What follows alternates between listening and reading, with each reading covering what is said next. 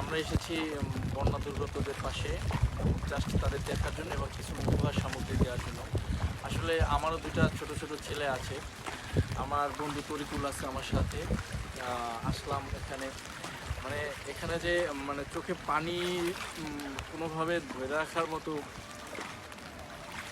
সম্ভব না, কোনো মানুষের পক্ষে নির্ধারণ, মানে এই যে সিনারিও, এটা দেখলে আসলে কারো পক্ষে মানে কান্না ধরে রাখা সম্ভব না।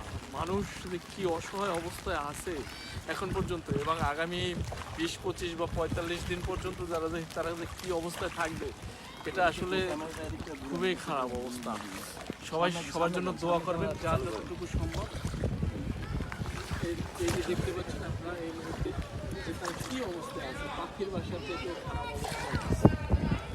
এটা না বোঝানো যাবে না, মানে জাস্ট চোখে না দেখলে। দেবেন সবাইকে ধন্যবাদ। ঠিক আছে।